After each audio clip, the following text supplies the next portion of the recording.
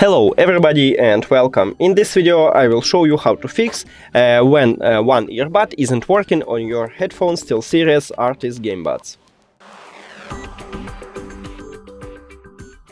You have to start by put your headphones to the charging case, and after that remove it from the charging case and check is it good or not. And if it didn't help you, we should make a hard reset. So just open the application, click search again. Yeah, now go to settings and click on restore factory defaults, click again and reset.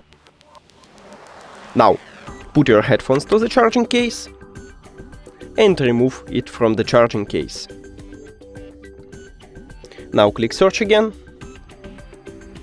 And that's it. Thank you for watching this video. If you found it helpful, please consider subscribing to the channel and leave the like on the video. It's really important to us. See you later!